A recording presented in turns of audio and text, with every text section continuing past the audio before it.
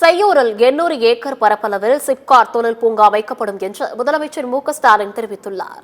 செங்கல்பட்டில் 1285 கோடி மதிப்பிலான திட்டப் பணிகளுக்கு முதலமைச்சர் அடிக்கல் நாட்டினார். பின்னர் அரசு நலத்திட்ட உதவிகள் வழங்கும் விழாவில் பேசிய அவர், சென்னையின் நுழைவு வாயிலாக செங்கல்பட்டு திகழ்கிறது என்றும், தமிழ் கலைப்பெருமை சொல்லும் மாமல்லபுரம் அமைந்துள்ள மாவட்டம் செங்கல்பட்டு என்றும் பெருமிதத்துடன் கூறினார்.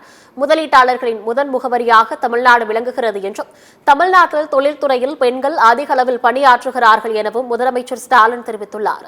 எல்லா துறைகளிலும் பெண்கள் கோலோச்சும் காலம் இது என்றும், ஒவ்வொரு தனி மனிதருக்கும் பார்த்து பார்த்து நன்மை செய்யக்கூடிய அரசுதான் திராவிட மாடல் அரசு எனவும் முதலமைச்சர் தெரிவித்தார்.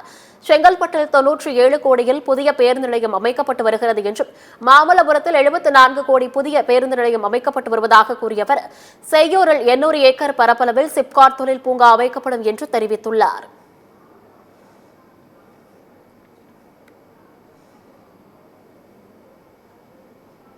செங்கல்பட்டில் 97 கோடி ரூபாய் மதிப்பீட்டில் புதிய பேருந்து நிலையம் அமைக்கும் பணிகள் நடைபெற்று வருது.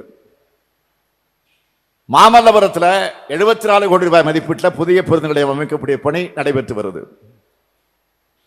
வரதராஜபுரம் முடிச்சூர் ஆம்னி பேருந்து நிலைய கட்டுமான பணிகள் செங்கல்பட்டு மாவட்டத்தை தொழில் வளர்ச்சி மேலும் ஊக்குவிக்கிற வகையில் செய்யூர்ல சுமார் 800 ஏக்கர் பரப்பளவில் புதிய சிப்காட் தொழில் பூங்கா அமைக்கப்படும் இந்த விழா மூலமாக அறிவிக்கிறது நான் மகிழ்ச்சி அடைகிறேன்.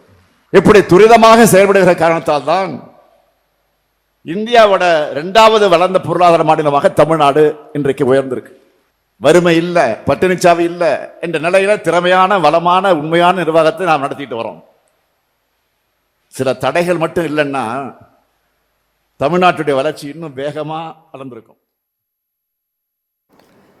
தொடர்ந்து பேசிய அவர், தேசிய கல்விக் கொள்கையை ஏற்றால்தான் நிதி என்று மத்திய கல்வி அமைச்சர் தர்மேந்திர பிரதான் திமுறாக பேசி பிளாக்மெயில் செய்கிறார் என்று குற்றம் சாட்டினார். கல்வியை மதவாதத்துடன் பகுத்தும் தேசிய கல்விக் கொள்கையை ஒரு நாளும் ஏற்க மாட்டோம் என்று முதலமைச்சர் திட்டவட்டமாக கூறினார். நாடாளுமன்றத்தில் தமிழர்களையும் தமிழ்நாட்டு மக்களையும் அவதூறாக பேசிய மத்திய அமைச்சர் பிரதானின் பேச்சை அரை மணி நேரத்தில் திரும்பப் பெற வைத்த தமிழக எம்பிக்களுக்கு தமது பாராட்டை தெரிவிப்பதாக கூறிய முதலமைச்சர், 40 பேர் என்ன செய்கிறார்கள் என கேட்டவர்களுக்கு நேற்று சரியான பதில் கிடைத்திருக்கும் என்றார். 10,000 கோடி ரூபாய் தந்தாலும் நாசகார திட்டத்திற்கு ஒப்புக்கொள்ள மாட்டோம் என்று முதலமைச்சர் ஸ்டாலின் திட்டவட்டமாக தெரிவித்துள்ளார்.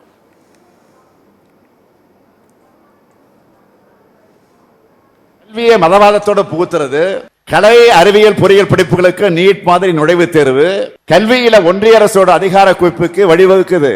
இதையெல்லாம் பார்த்துத்தான் தேசிய கல்விக் கொள்கையை ஏற்க மாட்டோம்னு உறுதியா சொல்றோம். ஆனா இதையெல்லாம் ஏத்துக்கிட்டாதான் உங்க நிதி உங்க கைக்கு வரும்னு பிளாக்மெயில் பண்றார் யாரு? ஒன்றிய கல்வி அமைச்சர் தர்மேந்திர பிரதான் அவர்கள். அதனால்தான் ஏற்கனவே உறுதியா சொன்ன, திட்டவட்டமா சொன்ன, அழுத்த திருத்தமா சொன்ன, 2000 கோடி இல்ல, நீங்க 10,000 கோடி தந்தாலும் உங்களுடைய நாசகார நாக்பூர் திட்டத்தை ஏற்றுக்க மாட்டோம்னு திட்டவட்டமாக நான் சொன்னேன். இந்த மேடையில அதைத்தான் திரும்பவும் சொல்லுகிறேன். தமிழ்நாடு இவங்களுடைய சதிகளுக்கு எதிராக விடாம போராடுறத தாங்கிக்க முடியாத நேற்று தர்மேந்திர பிரதான் அவர் என்ன பேசி இருக்கிறார் பாராளுமன்றத்தில்?